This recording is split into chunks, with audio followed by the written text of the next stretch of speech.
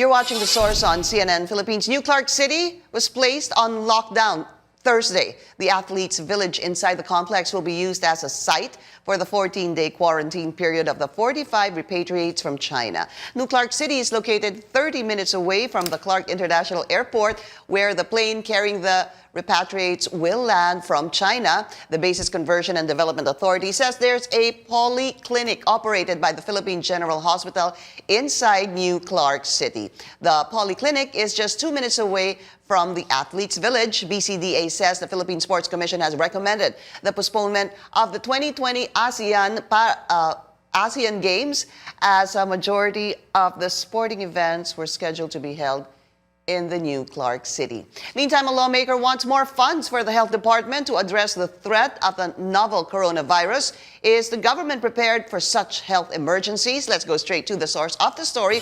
We have House Committee on Health Chairwoman Angelina Helen Tan. Congresswoman, good to meet you. Welcome to the show. Yeah, thank you for the invitation. You know, napanood ko po kayo during the question hour, and you were one of the first, I believe the first to speak to Secretary Duque. May mga tanong po noon. Let me just start with this.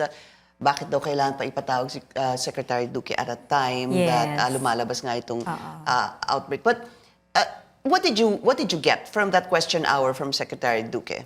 Well, during that time, we just want to know kung ang Department of Health ba ay ready, they have protocols or guidelines in place na cascaded in the ground. At we want to confirm din kung meron bang positive talaga at ano talaga yung mga ginagawa nila. But during that time kasi, wala tayong positive case. The day after, doon nagkaroon ng positive case.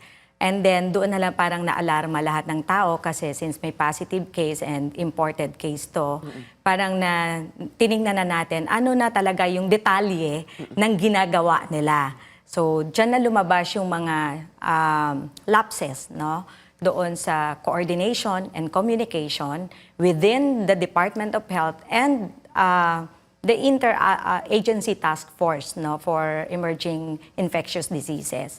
So I think lumabas naman during the investigation in the Senate. So lapses talaga. You admit there are lapses. Yeah, merong lapses. Ako personally alam ko kasi I was informed from the ground na medyo natagalan yung interim guidelines. It's supposed to be the guidelines coming from the Department of Health na ibababa mo sa regional office ng Department of Health. At ang regional office, sila magka-cascade down to the provinces, provinces down to the municipality, municipality down to the barangays. Correct.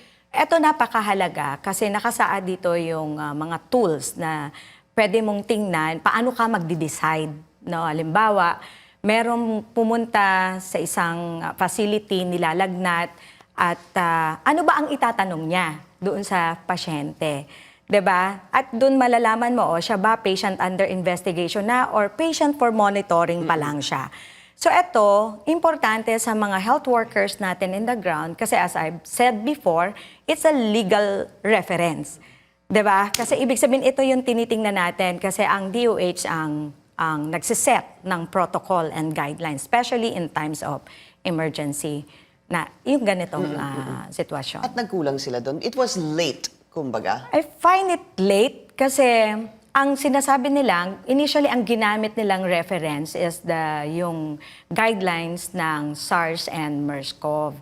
But nung nagbigay na ng information ang WHO, I think dapat mabilis nilang na-convene within the Department of Health na isulat at ganun din na-review ng EXICOM nila at napirmahan ng presidente kasi ng secretary kasi during the time sa question hour tinanong ko ang nasabi ko pa unsigned unsigned interim guidelines kasi wala talagang sign kasi parang few hours before that may nag-message na sa akin in Facebook at tinanong ko siya kung meron na ba kayo dyan in Catanduanes na natanggap. That's in Catanduanes. Sabi niya wala pa. So I'm sure, but when we asked the director who's present, sabi naman niya, signed na. Then I asked again the following day, I think my office asked for a copy. And then, medyo natagalan pa, and then, yun na ibigay nila. But that was, I think, January 21 pa. It's just that I think yung signing medyo natagalan. Okay. And it needs to be cascaded, you're right. From the Department of Health, going down to the barangays. Tama po. Meron ho yan talagang protocols. There needed to be guidelines set here. So, moving forward, number one, yung pinakahuling balita po dito ay yesterday, instead of in Nueva Ecija, there was talk about saan ba talaga yung quarantine facility? Because pag paghahandaan mo po ito, kailangan meron ka talagang quarantine facility. So sabi nila, posibleng Nueva Ecija. And then they said, okay, let's do it in New Clark City, dun sa Athletes Village. Do you agree? Was that a good idea? Yeah, although hindi ko nakita yung sa Fort Magsaysay, no, yung rehabilitation center doon, but sa picture lang, drawing, pinakita nila sa amin, several complex yung meron sila.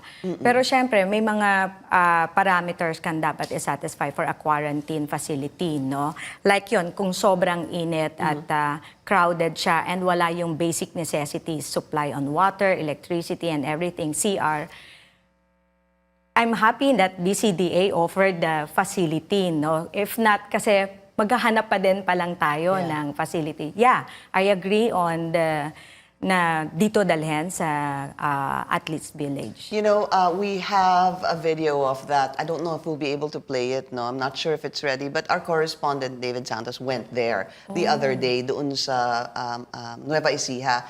And he showed us that gawa naman talaga yung mga kwarto, pero walang tubig. Oh, that's what I'm telling you, the most basic necessity na dapat in place. Right, is water, and there has to be some sort of good ventilation doon sa lugar. Hence, inilipat po sa New Clark City. So, good idea. Yeah. That's something that they should do. Because in fact, it's possible, Congresswoman, that on Saturday, the first batch will finally arrive. What are your thoughts? I mean, kailan ho ba lumabas ang, siguro let's put it doon sa January 21 or 22 or 23 yung lockdown doon po sa Wuhan. From that time, obviously, marami na pong Pilipino ang gustong umuwi from Wuhan. So fast forward to today, February 7, so lagay na po natin 2 weeks later, posible pong dumating na yung mga Pilipino. Is that a little too late? Or is it okay? Kasi kailangan tayong maghanda. Yeah, for me kasi, hindi yung lockdown yung hinintay ko. Yung position ko dyan, nung nagkaroon na ng advisory that there's an outbreak in Wuhan, and alam nating maraming Pilipino in China, especially the OFWs natin, or marami nagpupunta, dapat noon pa lang meron na tayong travel restriction, nagkaroon na kaagad ng mabilisang coordination ang Department of Health sa overseas workers, sa DFA, kung papaano natin ititrace and aalamin.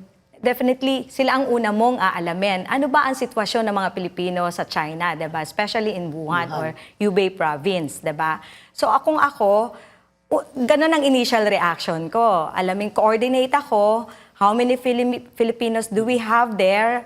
And then, mag-coordinate na tayo doon sa ating embassy doon at i-offer kaagad yung ating repatriation papunta dito. Kasi alam natin to outbreak to, lalawak at lalawak ito. So there should have been more foresight. Yeah. Forward thinking. But you agree that it's time na iuwi na sila dito? Yeah. Kasi hindi natin ma-determine at this time until when. Diba? Although sinasabi nila, ang reference nila, from the time ng SARS or MERS-CoV, mga 3 or 6 months the most, nagsasubside siya, diba? So ako naman, ang tinitingnan ko, kung may ganyang problema na hindi natin alam, walang kasiguraduhan, dapat mas aggressive ang ating action. Okay, and we're looking at what? A possible 2 billion, 40 million in supplemental budget for the Department of Health to contain this outbreak. We're going to talk about that after the break. This is The Source on CNN Philippines. Please stay tuned.